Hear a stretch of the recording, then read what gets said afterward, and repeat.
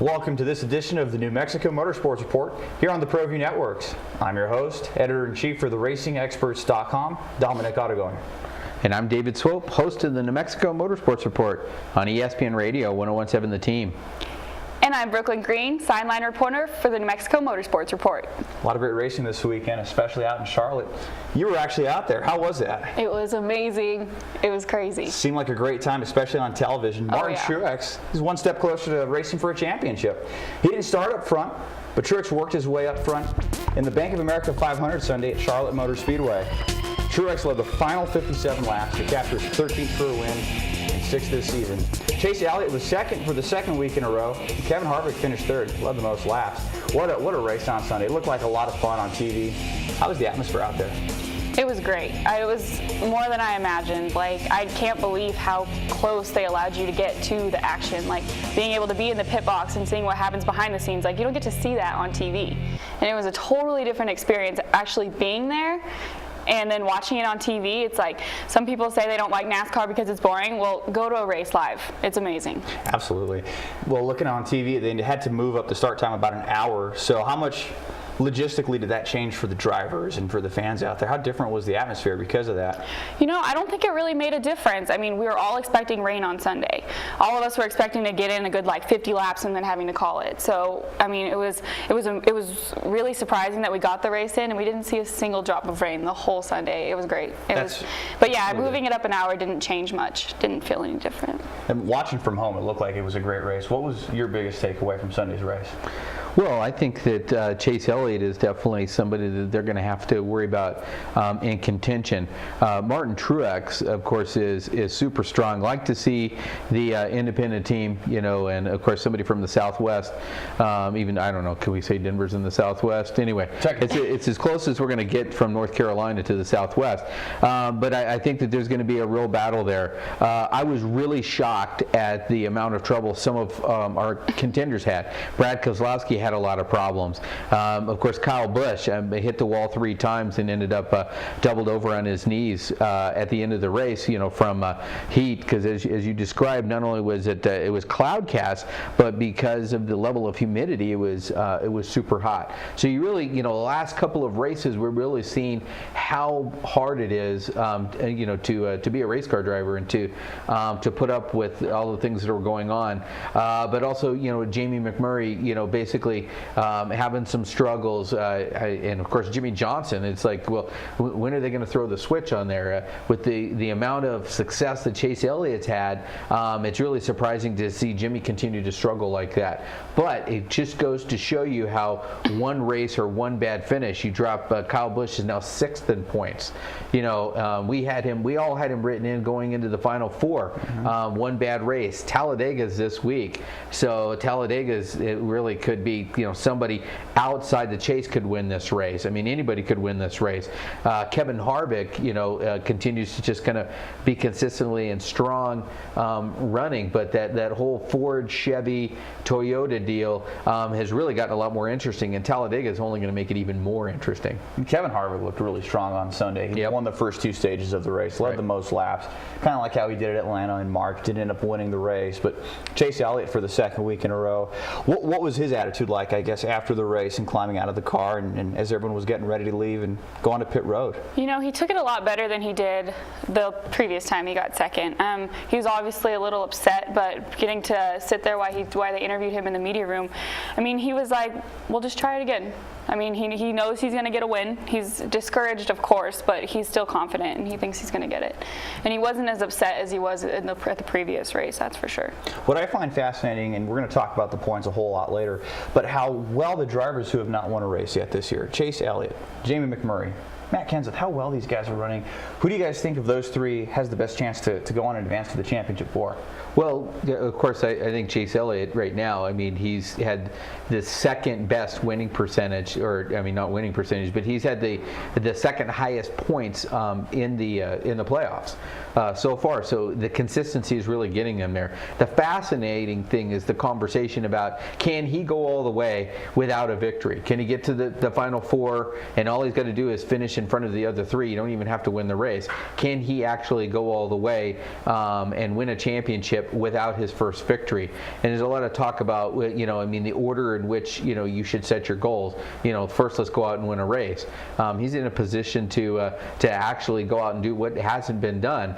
I wanted to go back and check their record books, because there's been some talk about in 03, did Matt Kenseth run the table without winning. There was some conversation actually that was brought up that he won in Phoenix in 03. Well, I was going to ask you that. He did win Vegas. Okay. He finished 19th in the 500, knocked off the top 5 at Rockingham the week after, won at Vegas, and then for the next 33 weeks just expanded this huge points lead. You had Jeff Gordon at one point second in points, Ryan Newman, Jimmy Johnson, Dale Earnhardt Jr. None of these guys could run him down, and I think at one point he had like over a 400-point lead, which at that time was the equivalent to over a 2-race advantage over the field. So he did win one race, only led about 400 laps, and I say only, 400 is a lot of laps to lead, but yeah, for a whole season. There you go, 400 in a 600-mile race. Yeah, I would agree with that. But there are 3 champions in the sport who have won one race without winning the title, and that was Kenseth in 2003, Benny Parsons in 1973, and Bill Rexford in 1950, which was his only career win. So wow. 3 times it's been done, but we've seen it in Xfinity with Austin Dillon winning the championship in 2013. Edged Sam Hornish by 4 points to win the championship without winning a race, but never has it been done on the Cup side. Wow. Yeah, so I mean, on one hand, I always like to see something that's never been done be done, but at the same time, Chase Elliott, I think it'd be one of those storybook situations where he makes it all the way there and wins that final race, to win the championship. Because we talk about, can anybody catch, Earnhardt? Can anybody catch Petty? And of course, Jimmy Johnson sitting there. They all have 7. Could anybody possibly win 8? And Jimmy's still got a chance. He's still in there. Still got a chance to win 8. But a young guy like Chase Elliott, he may be the only opportunity for someone else to come on and win like that, because the level of competition is so much higher. And what Petty did with his 200 victories is without dispute. But at the same time, there was 5 guys that could win on a weekend. There's 20 guys that can win on any weekend now. And one gal. Sorry, Danica is solidly at 15th. So I don't want to remove that. But at the same time, I think it's pretty phenomenal at the level of competition that we have at this point. And it's less races too. And I have to ask you, Brooklyn. I asked this to Matt Kenseth a few years ago at Phoenix. He had a chance to go. He was in the final 8. He had a chance to advance from Phoenix to go run for the championship without winning a race. And I asked him, if you win the championship without winning at all, is that good or bad for the sport? And he goes, I don't know, it'd be good for me. But what do you think that would be? Like if Chase Elliott were to go out and actually win this thing without winning a race, what does that mean for NASCAR? I don't think it's a bad thing. I think he was consistent all year. He got 2 second-place finishes so far. I don't see why it would be a bad thing for the sport. To me, it just seems like one of those things where if you have a driver who actually advanced through the system without winning a race, first career win not even on the table yet, and wins the championship, I think NASCAR would have to possibly reconsider the point system. I don't know. You got Jeff Gordon who won 13 races in 1 year and was over. He didn't even, he had to start the final race to win the championship. Is that more interesting? I got to, Jimmy Johnson, finishes, 16th like a couple of years in his final race. The championship was already done. We all know, there's points racing. The promoters want points racing because it makes you show up every weekend to get your points. So, I think that's all a part of it. Consistency needs to be rewarded. The playoff system, which was the Chase system before now, didn't reward a strong regular season. It was like, a total reset. So one thing that the NFL has always had is it's one game and it's over. But there's, my wife gets confused. It's like, why is there 40 cars on the track when there's only 12 guys that can win a championship? And it's like, well, that would be awfully boring to watch 12 cars on a 1.5-mile track. So, it is what it is. There is no perfect system, but I will tell you, this is the best and most interesting playoffs that they've had in the recent history. I don't know, I'm old school. I think the best playoff system to have is to accumulate all the points over 36 races, and the person who gets the most points wins the championship. That's my playoff system. Okay. The 1949 to 2003 system. NASCAR, are you hiring? Exactly. Well, there was also more NASCAR headlines. Brooklyn, you were out there at the Xfinity race on Saturday. He is finally a winner in NASCAR. Alex Bowman went to victory lane Saturday night at Charlotte Motor Speedway in the NASCAR Xfinity Series. Bowman led the final 32 laps in the drive for the Cure 300. Sam Hornish Jr. finished second. Ryan Blaney was third. Bowman is the 5th first-time winner in the series this season. The other first-time winners in 2017 were William Byron, Ryan Preece, Jeremy Clemens, and Tyler Reddick. That was a lot of fun watching that race on TV. Yeah. But I think I was even more interested with the battle between Brendan Gaughan and Ryan Reed, trying to see who was going to get that final transfer spot into the top 8. How crazy was that trying to monitor that the last 25 laps? It was crazy. I mean, being that was my first NASCAR race actually being there, we were kind of just feeling the whole atmosphere, trying to see whether we could best see what was going on the track and stuff like that. But everyone was super excited. I mean, the people in the crowd, in the stands, were up on their feet. It was awesome. Yeah, exactly. All the battling back and forth, and Brandon Jones trying to chase down Ryan Reed, just ran out of time, and Brendan Gaughan actually having the better tires to try to run down Elliott Sadler, but he ran out of time as well. It was just great to see that all play out on TV. But David, we also got some IndyCar news we're also monitoring. Yeah, Tony Kanaan's going to have a different ride in 2018. The team announced last week that the 2004 champion has signed a deal to drive the number 14 car. Kanaan spent the last 4 seasons at Chip Ganassi Racing. During that time, Kanaan had only won once, and that was in 2014. So it'll be, different places. He's going to go drive for Foyt. So I don't know how he's going to necessarily feel about that. But it was a very popular Indy 500 win when he finally got over there, and is a very popular driver. But a lot of changes. Of course, we talked to Chip Ganassi out at Dover, and he's actually looking forward to just getting down to being more focused with the 2-car team. Sure. Do you think a lot of the crashes that we had seen Kanaan involved in the last couple of years maybe had something to do with this move to not have him back? Well, all I can say is that one thing that Ganassi said was that it really all comes down to sponsorship. That it's really about having sponsorship money.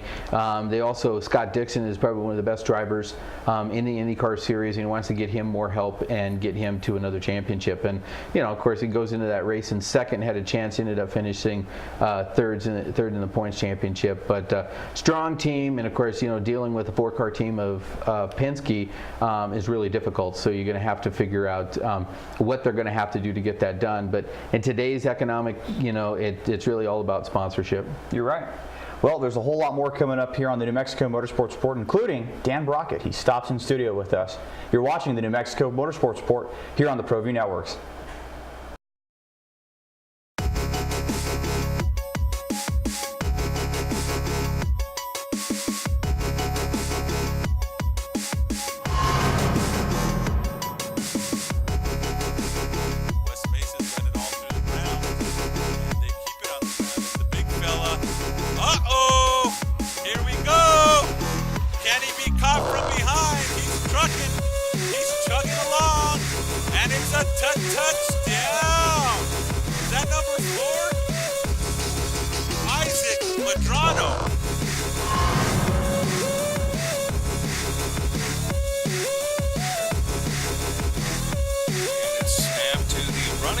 And it's a direct snap, and that's going to go for big-time yardage all the way to the house is Ramirez.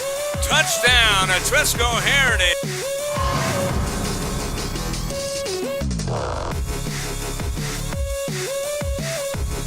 There will pass, and he will pass it out of the backfield, and it's Ramirez. He's looking for another big one. Ramirez at the 5. Ramirez scores. Touchdown.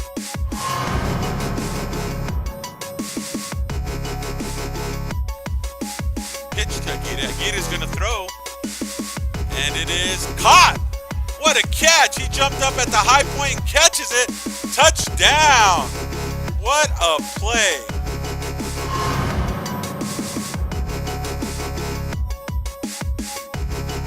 Snap to Johnson. He throws it. Receiver's open.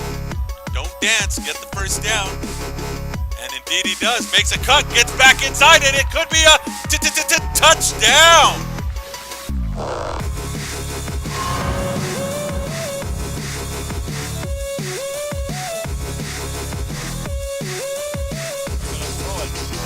Out there, ball is caught at the 20, breaks a tackle. 15-10. Can he get to the house? Touchdown, Los Lunas. Reyes on the touchdown catch and run.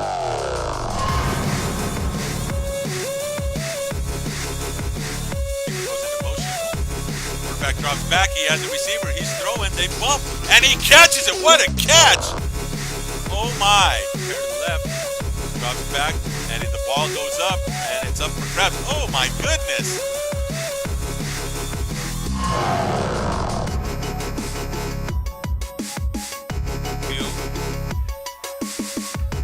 Castillo the carry. Good run there. Nice cut to the outside. And Castillo will be into the house. Touchdown.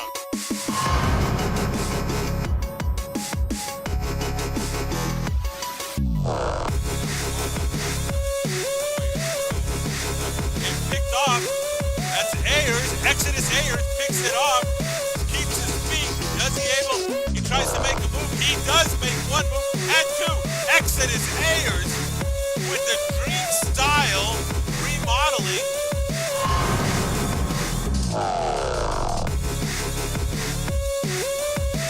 Sanders is a quarterback. He's trying to find some room. He throws it up. Intercepted.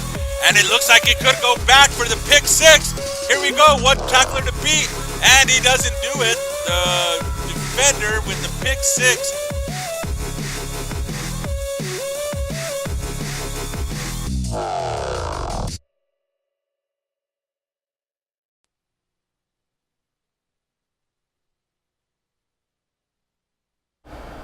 Welcome back to the New Mexico Motorsports Report here on the Proview Networks. I'm Dominic Ottagon. And I'm David Swope, and joining us in the studio now is Dan Brockett. How you doing this morning, Dan? Good. How are you guys? I'm doing fantastic. I don't even know if it's morning or night. I don't know what that was about. But hey, thanks for coming in. We always want to do a segment on drift, and so we've got some video we're gonna roll. Wondered if you could tell us a little bit about kind of your D1 experience. Sure. So, I mean, in the United States, we have Formula Drift. I wasn't around. D1 did a couple of events in the United States, and then Formula D gave them the boot and said, go back to Japan. Yeah. They kind of took over everything there. I attended Pro-Am with Jim Guthrie back in 2011. Got my license in 2012-ish, 2013. And then I did 2 full seasons of Formula D, running the professional drifting series around the country as a bottom barrel grassroots, don't have enough money, stay at Motel 6 type of deal. Bring sandwiches for everybody to the racetrack, as cheaply as we could do it. And we gave it a try for 2 years, and were quite unsuccessful due to some specific reasons that will be unnamed. But yeah, so we broke a lot of things, is what I'm saying. And then we would get taken out and not be able to race. But we had a lot of fun, and we drank a lot of beer. That's what we did. We traveled across country doing a beer drinking tour, as you might say. How many races do you think you did over those 2 years? Oh, let's see. So there was 7 the first year, and then 7 the first year, and then 4 the next year. So. Wow. And how many cars typically show up, for an event like that? They've made some recent changes. There used to be about 60 to 75 cars that would show up to these races. Wow. But now they've moved to more kind of a seated thing where they've split it up into Pro 1 and Pro 2. So it's ranging now. There's a lot less attendance car-wise at the new events than there were back in the day from 2001 till almost 2013 or so. There would be 70 or so cars, and now they're struggling to fill top 32.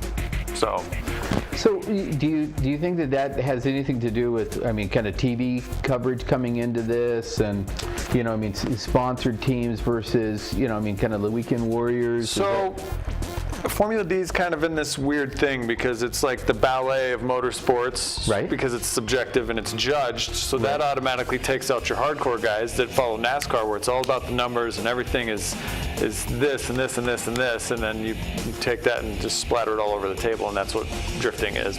But it's a good show. It's like NASCAR. There's always crashing. There's always contact. So it brings really big live crowds. It's hard to put into a TV package because there's delays and people break and the crashes take a long time to clean up. And they have done some TV stuff. It's usually aired afterwards. I don't know what network. They've changed it a bunch of times. They've had lots and lots of title sponsors. Getting manufacturers involved is difficult for them as well, because as you can see here, I'm driving a 1989 Nissan 240SX that they haven't sold in 30 years. And if my 1989 240SX beats your brand new 2018 Ford Mustang, as a manufacturer, you're going to be upset at that. Right. And so it's really hard to get manufacturers involved. I think Ford and Nissan are some of the only guys that are really involved and have been for quite some time now. So that's I think the big differences between other motorsports and drifting.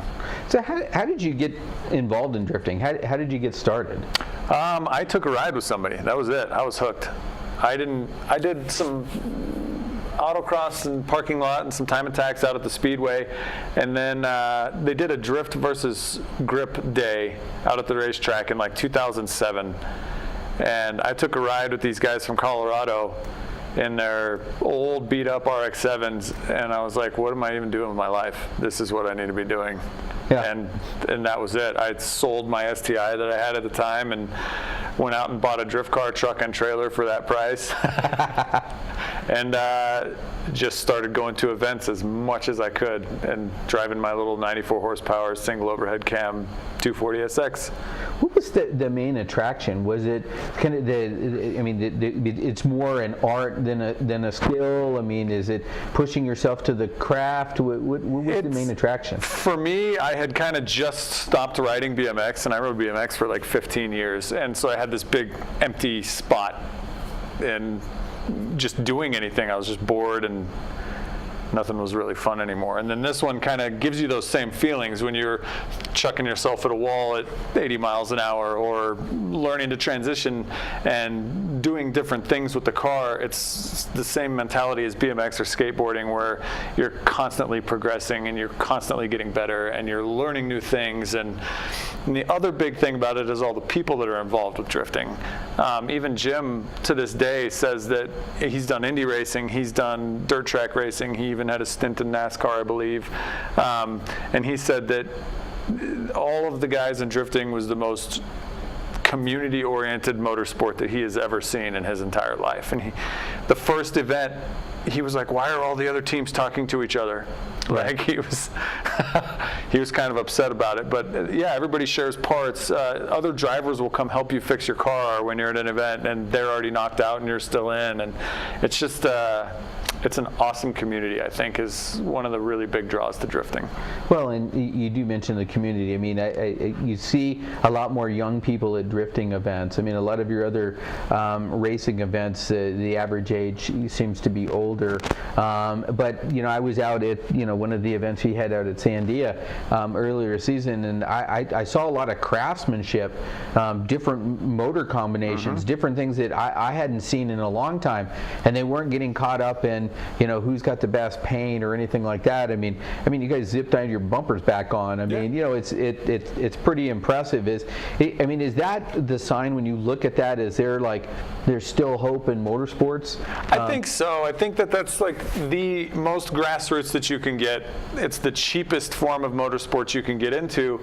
And it's also really one of the only motorsports where you can literally work yourself up from just having gotten a car. Within a couple of years, you can be doing the professional series. You can't do that with NASCAR, and you can't do that with Indy. You can't do that with F1. It's just, for most people, it's impossible. If you didn't start go-karting at the age of 1, then you're not going to even have a shot at it. And drifting is kind of one of those things where any man can still go compete with the professionals.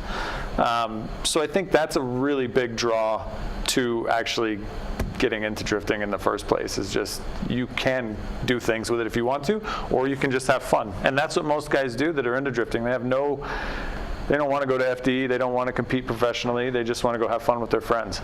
And that's the other cool thing about it. Well, that's fascinating, because if you consider at all other forms of motorsports, there's a definite winner. There's there's a checkered flag, if you were, but the subjectivity, I mean, the amount of smoke, you know, I mean, getting people to cheer. I mean, it's funny that with that amount of subjectivity, that yet there would still be so much camaraderie. Yeah. I mean, it's counterintuitive. It really is, because there can be some pretty bitter moments when the judges make a bad call and the fans are behind it, and everybody gets heated, but then everybody's friends again afterwards and Right. cooking and barbecuing in the pits. You know, it's an outstanding atmosphere. Like, and even just being in the pits at an FD event, you're fully open to go into the pits and talk to the drivers, and the drivers know most of their fans, and it's still small, I think, is the big thing, and you know, it's a lot of fun.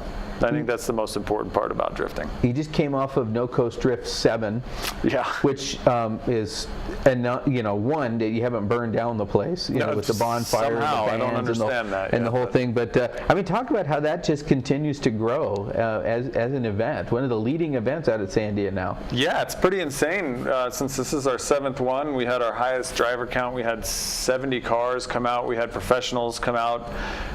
We had almost 800 spectators throughout the weekend.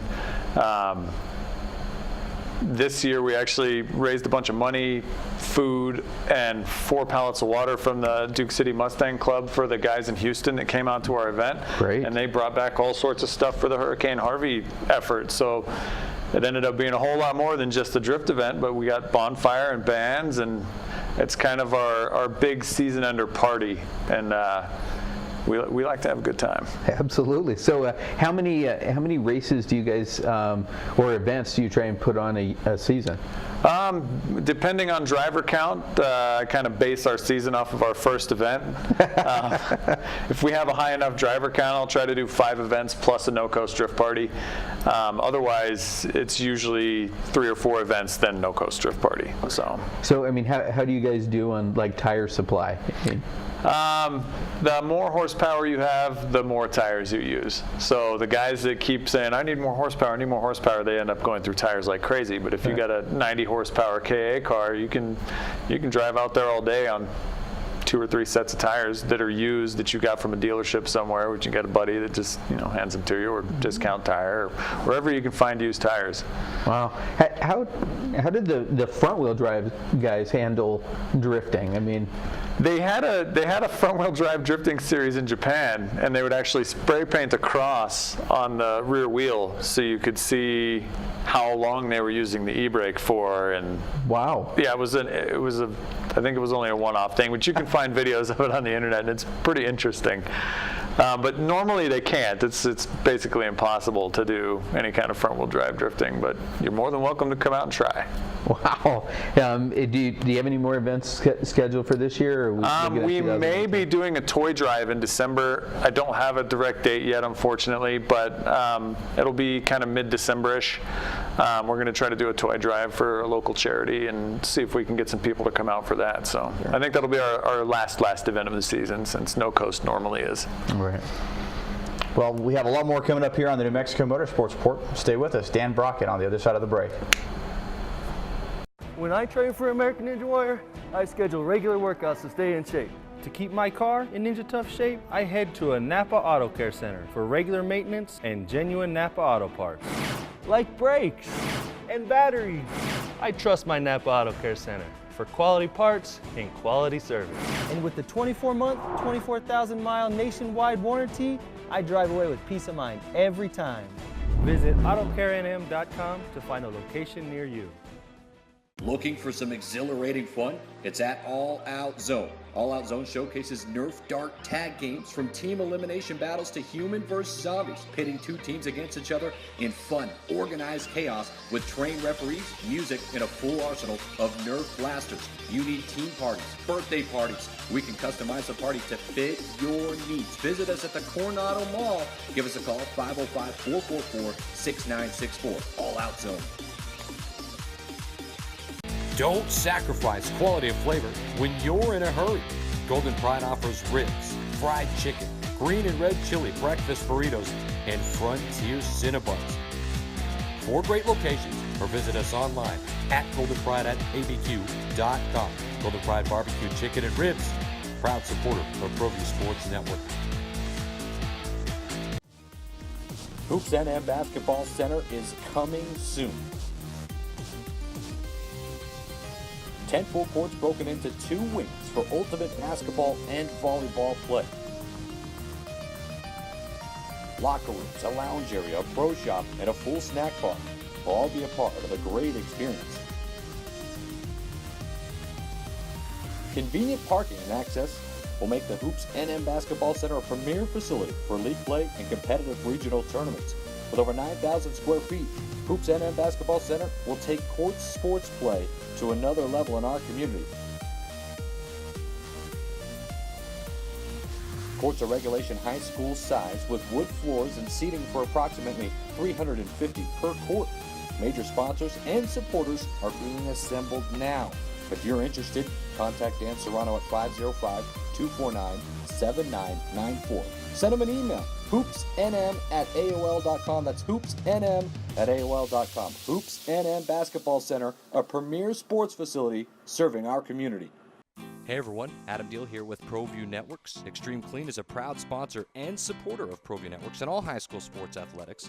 Owner Mike McLean and Extreme Clean specialize in carpet cleaning for apartment, realty, business, and residential clients. With over 20 years experience, attention to detail and quality customer service matters. For more information, give them a call, 505-221-6440, Extreme Clean.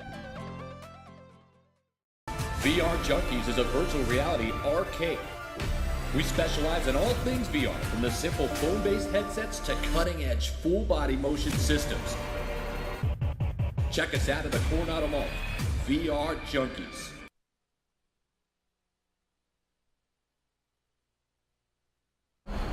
Welcome back to the New Mexico Motorsports Report here on the Proview Networks. I'm Dominic Ottagon.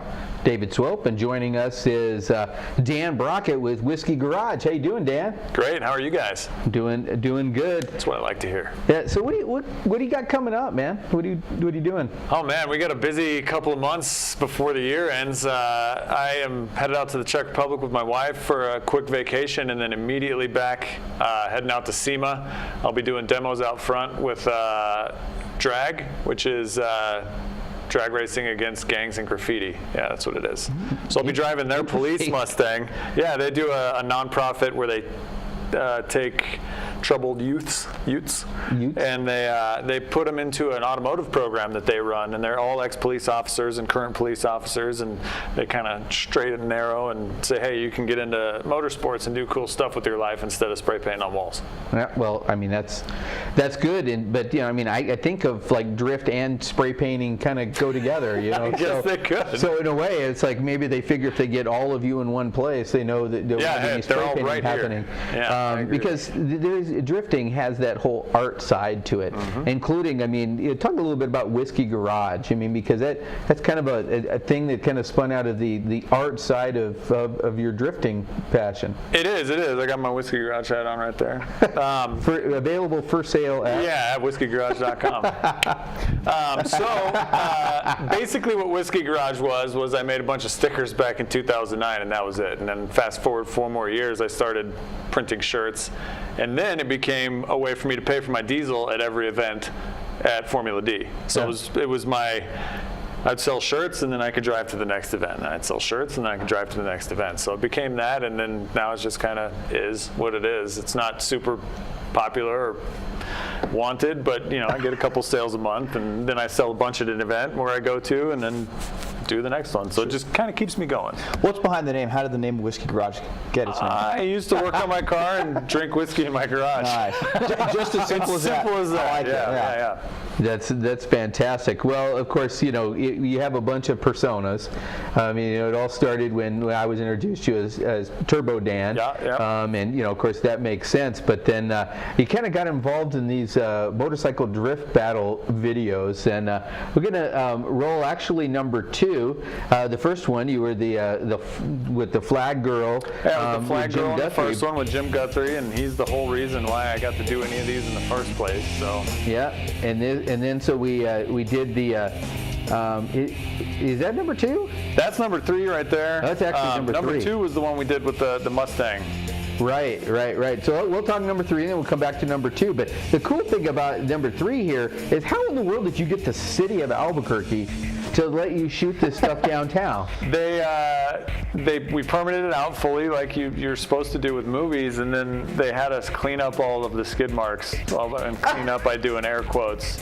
We let the weather clean it up because that's what happens. There's really no way to get it off the asphalt after you lay it down other than nature doing it for you. So what all was involved with the permitting in order to do that? For this video, since we had a little bit more of a budget than we did for the first one, they actually had a locations guy come out and do all of that and took care of all the permitting with the city of Albuquerque, and he did a great job. Had the police there to keep everything blocked off, and then of course the track, we didn't need to have that. But I don't have any idea how much it cost, but I can't imagine it being really cheap. And we did it on a Friday and Saturday night from midnight until 6 a.m. We got 237 noise complaints. It was a good night. We had drunk people stumbling into the shots, and because we were downtown, so it was fantastic. Wow, that is super tremendous. And of course, that was this looks like number 2. Yeah, here. that's number 2 right there. Okay, so this is number 2, and this is where the whole police thing, and you became Officer Dan. This is where I officially became Officer Dan. And so you're basically the concept was chasing these renegade motorcycle drift guys, and I mean all the great stunts and stuff, and hoodlums. Yeah, hoodlums. And the deal on this was Guthrie was supposed to do it, but then he got injured. He actually just posted up a picture of that today. He had his RX-7 that was fully copped out, that was painted, had the light bar. He was doing Formula D in Irwindale and kind of Dale Earnhardted into the wall. Yeah. Minus the minus the bad part. But he got to get cut out of his roll cage. He broke some vertebrae. He did a good job, and actually because of that, Formula D changed a lot of their safety rules and regulations. But he called me from the hospital and he's like, I broke my neck and my teeth are out. Can you do this video for me? Right. And I was like, yes, I would be happy to do that. And we hightailed it up to Washington and Oregon and filmed this video, which got released and was number 1 on YouTube for like 2 weeks solid. Yeah. Well, I think it's over like 28 million. Okay, so and here's number 4. Yeah. And this is where you brought in the Sugar Daddy. Yeah. As another persona. And of course, you wind up in Miami. Yeah. Of course, I mean, now I don't know if you saw about Miami, the assistant coach who was doing blow on his desk and just recently got resigned. So it makes sense. Very appropriate. Yeah, it really makes sense. And then through all these videos is all these great toys. I mean, what in the world is that? That is a Scorpion P1 or P7. It's basically a 600cc motor strapped to a go-kart chassis with 3 wheels. Wow. And it sounds cool. It was really fun to drive. It was hard to drift. All I did was spin out. So I had to let the Aussie, the guy that is actually driving that in this video, who is the stunt man for my wife, Michaela. So he drove it, and he did a fantastic job. I was out of control in that thing. It revved to like 12,000 RPM, and I'm sitting here like, hey, I can't do anything. What's wrong with this thing? I didn't know. I'm not a motorcycle guy, so. Yeah. But then we did this video. It was super, super fun to shoot this one. Homestead, that track, the actual NASCAR track, driving on the bank was just insane. Eat some Twinkies. That's my favorite part. That's a good one. She's eating a Twinkie. I mean, it was like, The Sugar Daddy, man, he just lives on sweets. So here you are at Miami Homestead, and what Mustang is that? So that is a Mustang owned by Armageddon Turbo Systems. It made 1,500 horsepower. It was actually faster than the turbo bikes that were out there. We raced a couple of times down the straightaway of the NASCAR track, and in 5th gear I was pulling them pretty easily, even though I was still losing traction because those tires weren't the widest that could have been on the car. But it was a ton of fun to drive that thing. So what were you guys doing when you came up with this idea, the first one? I mean, were you drinking whiskey in the garage, and somebody says, "Hey, will they let us get away with this?" I mean that, you know, because I remember when I got the call at the track, it's like, "Hey, they're going to come out, let them, you know, they're going to film and they're going to do some their stuff." thing. And You just let them do it. Yeah, just let them do it. I'm like, what in the world are they doing? Yeah, basically, Nick had gone to a stunt riding show. Nick is the guy that did the original one. He went to a stunt riding show in, I can't remember exactly where it was. It was some remote island in the Pacific, and they had stretched leader bikes there, and those guys were just drifting down the streets with solid suspension, and Nick was like, well, I want to do that, and built that bike of his own, the Kawasaki that he had on there, and Icon was like, all right, well, let's go film a video. It just was just like that. Let's go film a video. And he brought some storyboards with him, and they did all the shots and put that one out, and it did phenomenal. And then that's how the second one, third one, and then Dax Shepard actually joined us for number 4. Oh, wow. Yeah. He reached out on Twitter of all places and said, hey, can I be in your video? Well, and I didn't know if we needed to get rights, you know, to show him, so we didn't show that cut. Yeah. But that was great. We were just destroying that BMW. Yeah, we got him a $500 BMW on Craigslist. He brought his stunt coordinator out. They took out all the airbags, and he thrashed the ever-living love out of that car. It was outstanding. He's a great driver. He was a really funny guy. It was nice to see somebody that can actually act. No, I think you guys are doing a pretty good job for no official training. But I got to ask: is there a number 5 in our future? Number 5 is in the works. There have been some things that have been kind of detrimental, some sponsorship changes, and so on and so forth. But hopefully we'll get it done, and it should be a pretty good one from the script stuff that we've written together. So I'm excited about it. But is there going to be more toys potentially? Could be. Nick wants a lot more action and less acting in these next ones. So, but, you know, you never know what happens. Sometimes you got to cover up broken cars with plot. Well, I mean, in 2, did you roll your 240? I did. I rolled my 240 right off an 8-foot hill. It was oh my gosh. Fantastic. Got a concussion, hit my head on the roll cage on the way back in. But it was smaller than the 40-foot hill or 100-foot hill on the other side. So I think I picked the right one to roll off of. So after the concussion is when you decided that it would be good to pull a gun on a snake? Yeah, you know, you might as well. You're not in the right state of mind, and you just wrecked your car, and then PETA sends you angry emails. Did you really get it? Oh my gosh. I did. Wow. It was a toy, by the way, just so you guys know, for those that do care. Well, if you get a chance to go check them out, you definitely should. I mean, it's a motorcycle drift car battle. There's actually a series of 4 of them. You know, one thing I was thinking about number 4 is it's so long. It is. I mean it's very entertaining, and it's worth watching all the way to the end. But it's 11 minutes of your life that you're never going to to get back.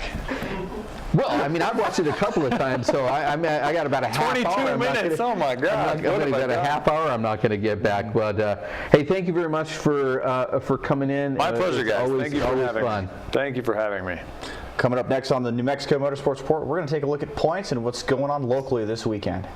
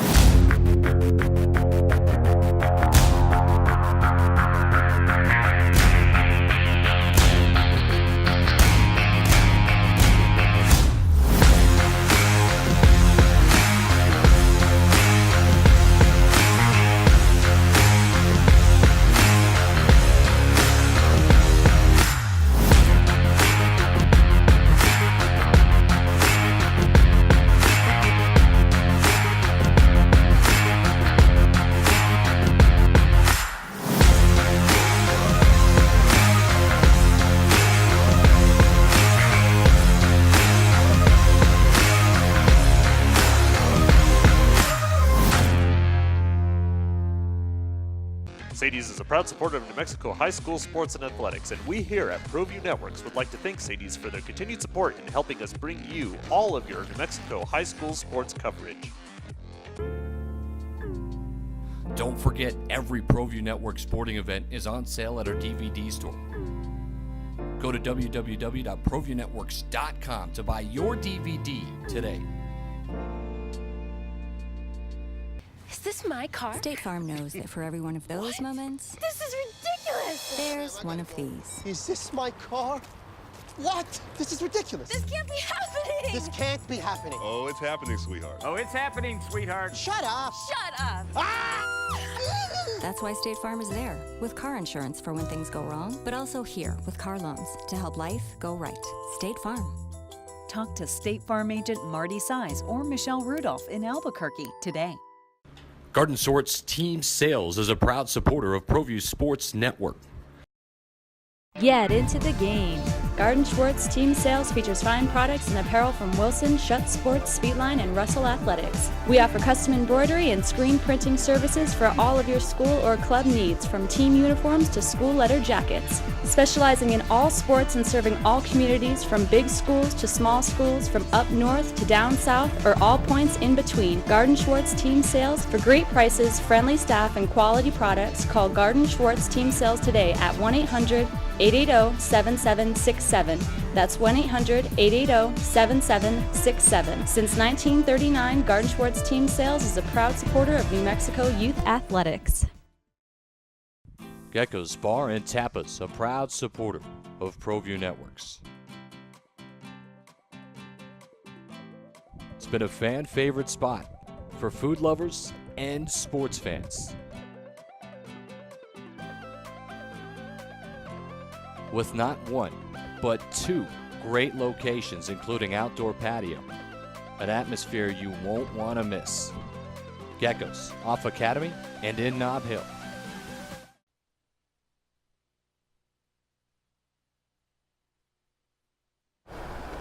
Welcome back to the New Mexico Motorsports Report here on the Proview Networks. It's time to take a look at what's going on locally this weekend. Here's Brooklyn Green. All right, for the local weekend event calendar, we've got a couple things going on this Saturday. At ABQ Jagway, we got the Hot Rod Rumble, which is October 14th. And October 14th at Sandia Motor Speedway, we've got the Sprint Car Stampede.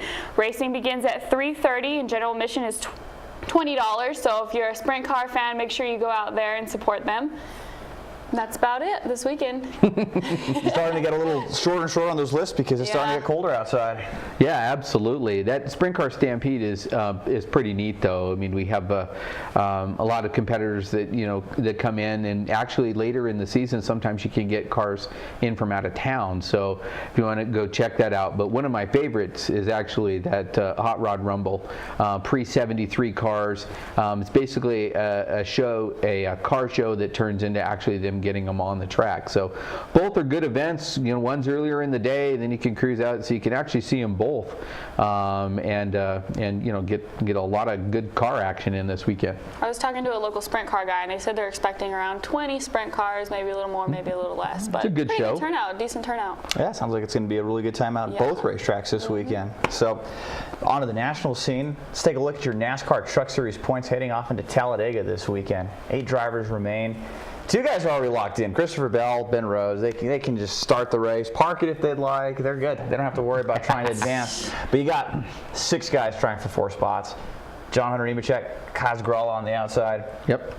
Any chance we're going to see these guys get beyond that bubble in advance? Well, I think Kaz Gralla, of course, because he won the Daytona 500. So, I mean, in a restrictor plate race, anything can happen. But Gralla stands a very good chance. Of course, Austin Cindric, I think, with his background's got a really good chance. But Chase Briscoe's actually been driving really good. So I think he's got that chance. But other than that, I mean, Johnny Sauter's the defending champ. Matt Crafton's the old crafty veteran. He probably doesn't appreciate that. But I think that on a restrictor plate track, I mean, anybody can advance, and that's kind of a tough place to have an elimination race. I mean, so it's going to be very interesting. Sure. Is it fair that the elimination race is to Talladega? Anything can happen at Talladega.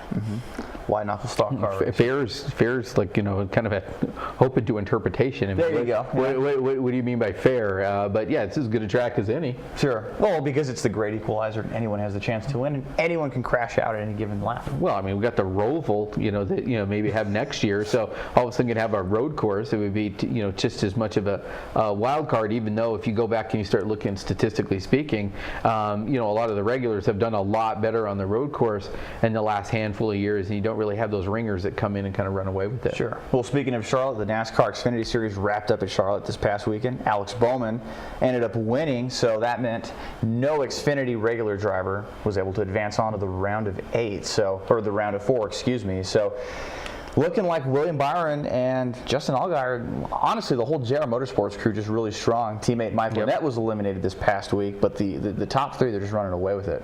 Yeah, well, and of course it was super close between Ryan Reed and Brendan Gaughan. I think it came down to 2 points. When they reset, the points, he's actually got 1 extra playoff point, which is why Matt Tiff actually moved into the 8 slot. But I tell you, Cole Custer has really come on. I mean, Rookie of the Year candidate, absolutely. But this guy really seems to have the Stewart Haas mentality. I think he's going to be great when he moves up into Cup. I know there's a seat waiting for him in the 10, so we'll just see how that works out. But Cole Custer really looks like he might crash that party of 4. Daniel Hemrick better keep his eyes out on that one. Of course, Elliott Sadler. Super strong with JR Motorsports, like you said. Justin Allgaier it'd be nice to see him get that victory. Made it to the Final Four, last year in the Xfinity, but really see him get over the hump on that. But going to be definitely interesting. And a little bit of shift among those drivers too, because Daniel Hemrick will be back with RCR next year, but Matt Tifft will also join the RCR lineup. He's leaving Joe Gibbs Racing, so we'll see how many seats go and get swapped. We saw a lot of the playoff guys not going to possibly have a ride next year, with Brendan Gaughan being one of them. Yeah, and but there's a lot of changes that are happening, and you probably see them more in the Xfinity, because it's like some of them wanting to move to Cup, sponsorship changes, different looking at different packages for next year, and so it's going to be interesting down the stretch. And I think in the off season we're going to see a lot more movement in the Xfinity Series. Sure. Now let's take a look at your NASCAR Monster Energy Cup Series points after Charlotte, the round of 12. Martin Truex is the only driver who is safe heading into Talladega. Even if he would have wrecked out at Talladega, not run well at Charlotte, he would have been fine anyway because of how many points he has going into each round. But who are we needing to watch out for this Sunday at Talladega? Well, of course, Ricky Stenhouse has done very good on the restrictor plate races. This is his chance. I mean, this is that track that all the expectations are on him. Can he rise to those expectations, get it done? Shocking, Brad Keselowski sitting there in 10th in points. Brad needs to have a good run. He's got to have a good run at each of these tracks. Matt Kenseth has really done a great job of moving up and being consistent. So in those 4, who really needs to have a solid running? And I should be just as shocked that Blaney is sitting there in 11th. So you got both of the Fords coming out of the Penske, basically Penske house, with Ryan Blaney right there too with the Wood brothers. But that's probably the most shocking. And of course, I mean, if you want to really talk a little bit about shocking too, is how terrible Joey Logano's ran. I mean, he's not even in the playoffs, but it's like you're not even sure what they're trying to do for next season at this point. So really has Ford hit the wall? Is it over for Ford? Is the first 10 races their 2017 season? Because I'm sure that Ford's not happy with that going into the Ford championship race in Miami. Absolutely. Kevin Harvick's the last Ford driver to win this season out of Sonoma on the road course, but Ryan Blaney I think is someone we're going to have to watch out for on Sunday, because Blaney has historically run super competitive at the super speedway races, and in his second race I think out in the Cup Series, running the 12 car for Penske, running part-time, goes out and leads a bunch of laps. Got his first top 5 at Talladega in the Cup Series in the 21 car. So Ryan Blaney, you guys think he advances? I don't know. I mean, it really is anybody's game, yeah. Yeah, I mean, especially going into Talladega, I mean, anything can happen. And honestly, I don't know. A lot of the drivers struggled in Charlotte that I didn't think would struggle. I mean, even the pit crew struggled. Jimmy Johnson with his mess up, Kyle Larson with his pit crew mess up. I mean, I don't know, honestly. And before that moment in Charlotte where they had to bring the car back and Johnson ended up falling to 16th, that pit crew was flawless. And looking at how he was climbing up on the leaderboard, he was gaining positions on pit road. He was gaining tenths on the racetrack, but he was actually making up ground on pit road. Eric Jones had to back up once too. We were standing right behind his pit box. It's like, what's going on here? And that pit crew seemed like to have a lot of problems this year as well. Yeah, I mean, you can tell when we stood behind them for a long time. And you can tell when they were confident when they had a good one, but when it was bad, and they were upset, and you could tell. I mean, I feel like they have a lot to work on. Yeah, and it seems like they could probably learn something from their teammates with Martin Truex. Their pit crew seems flawless this year. Yeah, what wasn't flawless was Jimmy Johnson. I mean, Jimmy Johnson having to put on, some lug nuts on the front, and they did it outside the box and didn't get a penalty on it. So, I mean, that, you got to ask yourself, I mean, what were they looking for? Of course, Chad Knaus didn't want to be, out because, I mean, they didn't get all the lug nuts on there, but it was surprising. Ryan Reed's team in the Xfinity race, also he ran over a teammate and they didn't, and there wasn't a penalty on there. And so it's kind of looking like, hey, do we got a different set of rules going into the playoffs? I mean, I think that's a real problem. You've got to be consistent with the rules. Of course, NASCAR came out and said the reason they didn't penalize Jimmy Johnson is because they followed the safety rule, got that on there, and basically, followed the rule, and their penalty was the fact that they lost, 10 or 12 seconds on pit road. I don't know. I think a rule is a rule. It's black and white. I didn't know that it was open for interpretation. And so you got to ask yourself, I mean, hey, is the fix in? Is the conspiracy in? Does NASCAR have to have Jimmy Johnson in the finals? Jimmy Johnson is 7 points ahead of Jamie McMurray, but Jamie McMurray is only 5 points ahead of Ryan Blaney. And so it's a lot closer than it necessarily seems. Jamie McMurray with 3,044, Matt Kenseth with 3,043, Brad Keselowski 3,042, Ryan Blaney with 3,039. That's pretty tight for those five guys. What's making the difference there, I think, and we saw it Sunday, is the stage points out of Charlotte. Jamie McMurray finishing third in that stage. Yep. Sure, Johnson has been scoring stage points I think pretty much every race throughout the playoffs, but he's finishing 9th or 10th place where you're only getting 1 or 2 points. Right. Here comes McMurray scoring 7 or 8, and we saw that be the difference out at Dover a couple of weeks ago with Stenhouse scoring 7 points in that second stage. Ryan Newman and Kurt Busch didn't score anything. That's what made the difference. The stage points is what's ultimately going to knock down somebody from advancing to Homestead with a chance to winning the championship to having that other chance of just finishing 5th in points. Yeah. Well, you want to talk stage points. I mean, Martin Truex started, 17th in the race. And for the first time, I think as long as I can remember, he didn't get any stage points, and yet, he did race his way and then ultimately win this race. So stage points isn't everything unless you don't have any.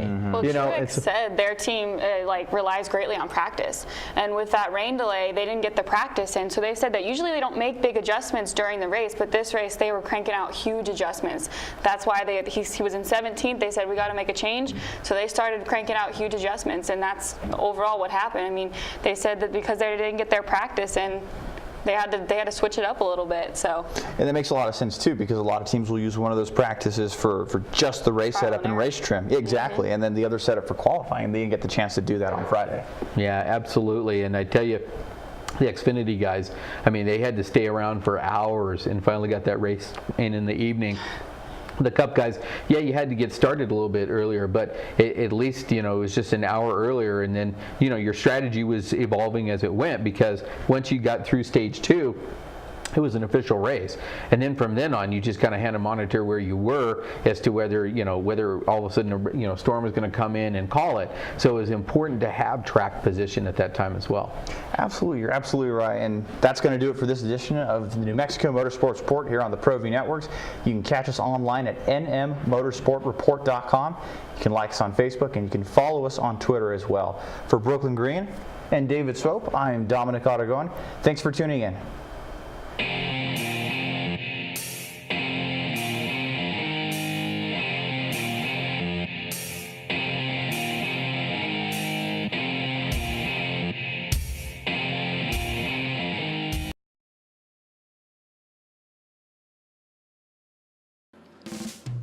Ladera Golf Course. Opened in 1980, Ladera features a full 18 including spacious greens, a large driving range, roomy practice putting greens, and 4 large lakes. Surrounding Ladera, beautiful views of the Sandia Mountains to the east and volcanoes to the west. Ladera is a challenging city-owned course with the longest playing yardage of any other city courses. For weekend tee times and more information, call 505-836-4449. Carmody Medical provides solutions for your everyday needs. Hot and cold compression wraps provide therapeutic compression for the shoulder, hip, and knee. The therapy wraps are constructed of an insulated outer fabric and a ventilated cotton pocket to protect the body. Elastic belts allow mobility and deliver a gentle, adjustable compression. The reusable therapy packs can be removed from the pouch and placed into the freezer. Contact Jim for more information.